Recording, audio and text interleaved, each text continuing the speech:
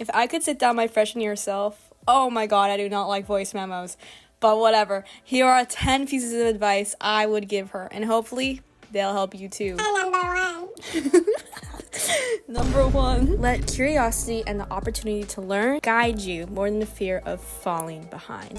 What does that mean? Let me explain. I feel like I found myself so often wanting to do things just because I was scared of falling behind other people. If I don't do clubs, then I'm not going to have anything on my resume, and if I don't have anything on my resume, I'm not going to have anything for a job, and I'm not going to get a job in the end. But college isn't a race. I wish I didn't let the fear of not doing enough stop me from chasing the things that genuinely interested me. Even with meeting people, don't judge. Be curious about them, curious about their story. Be curious about what you can learn from these opportunities from a club that don't nobody in. Take classes that you're interested in, go to that guest lecture, go to that random volunteer opportunity because you don't know who you're going to meet, and ask that question in discussion. Just be curious and harness that opportunity to learn, because it's such a blessing to have education and to be able to learn. And instead of falling behind, think of it as continuing to expand with curiosity. I feel like failure just keeps moving me forward and stuff, so honestly, don't be afraid to fail. Number 2, fail more. At the end of the day, ask yourself, what did I fail at today? if you have something that you fail at today, that means you're trying. That means you're pushing yourself out of your comfort zone. And because it's your first time doing it, you're failing. Interview for that job that you know you're not qualified for, but you'll never wonder what if, because you gave it a shot. Number 3, do not be afraid to be visible. This isn't high school anymore. People aren't keeping tabs on who's doing too much or trying too hard. I've always, in high school, was scared of what people would think about me and looking different, or just like being different in general, or even just talking, you know?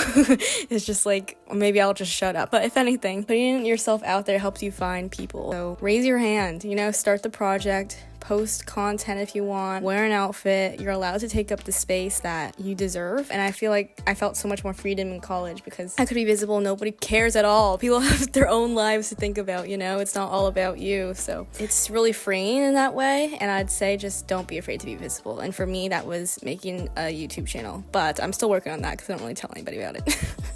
Anyways, number 4, I am screaming this in your ear. Go to office hours.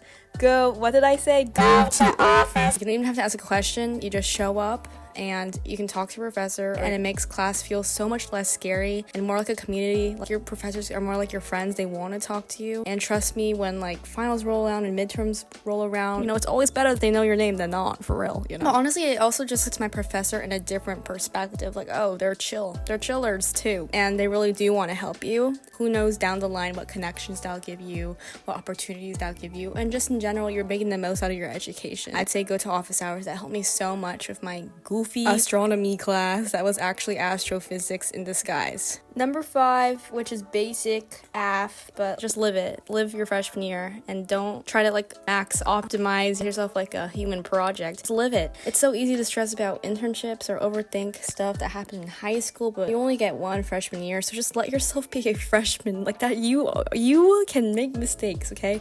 And everybody's like, oh, you're just a freshman. Of course you are. And then they treat you like a baby, which I love. Or not love, but it's like, you can not know what you're doing in life.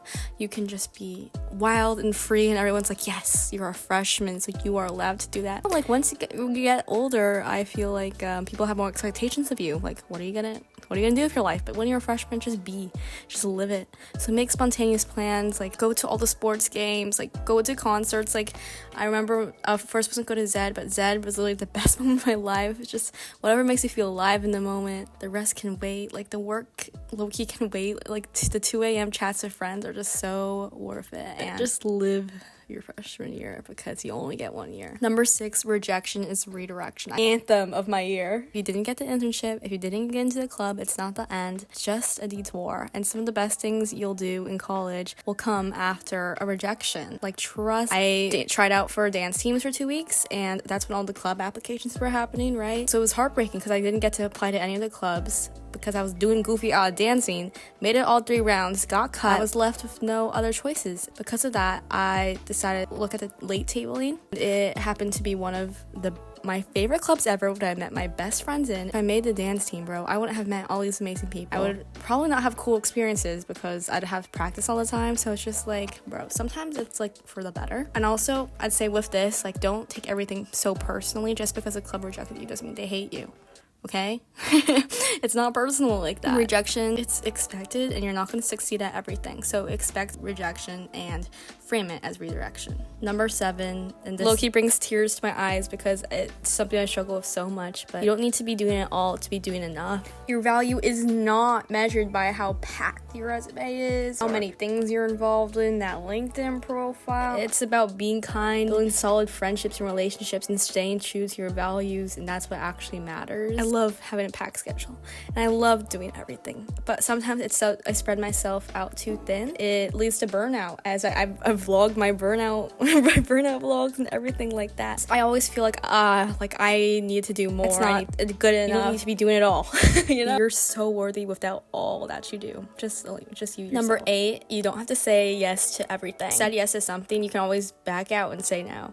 You're allowed to rest. You're allowed to skip a party or say no to a meeting if your body and your brain need a break. Respectfully cancel that meeting like at least a day in advance. But overcommitting leads to burnout really fast. Like, try things, but don't feel bad about stepping away from something that doesn't serve you anymore. I recently coffee chatted someone, and he was like, yeah, just if you want to join a club, you can just join it for a semester, you know, and say, nah, this ain't for me after that. You can try things. You don't have to stick with it forever.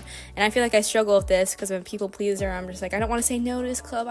I love the people, you know, but it's like sometimes you don't have all that time on your hands. Also, sometimes like it was a really hard week, and low-key a party might drain you, you know? Low-key going out, that might just not be the thing you need right then. So you don't have to say yes to everything. Live your freshman year, but also know your boundaries too. Number 9 is eat breakfast, or just eat according to what your body needs, because I always wake up ravenous, and I've always been a big breakfast girl, but in college not a lot of people eat breakfast. So I had early classes and I'd always skip breakfast, and it just led to a day of weird snacking and late night regret. So even if your friends aren't eating in the morning, your body needs fuel, especially with early classes I had. You just deserve to start your day nourished. Not eating breakfast was like the worst thing I could do for my body. It was just always dying. It always gives me the proper energy. So that's what works for me. So I just say, like, make sure to fuel yourself throughout the day. Eat that breakfast, girl. And then number 10, I think I hear this all the time, but it's so hard. We just compare all the time, but comparison, you know, this is the thief of joy. But it will rob you of joy. Everyone around you, even if it doesn't seem like it, is going through what you're going through, and figuring it all out, and not knowing what they're doing with their life. I just made a video about not knowing what to do with my life. Movie trailer. Go click on that. Your college experience is yours for a reason. Celebrate your progress. Even if it's just waking up that day, hell yeah. Hell yeah. All these people like seem to be so far ahead, but girl, that's not your path, okay? This is your own experience. This is your own life. So might as well live it to the fullest. Yeah. Be kind to yourself and realize that everyone else is in your shoes too. Have the best freshman year. You're gonna live it up and go crazy for me. Make sure to like and subscribe and watch my other videos. Bye.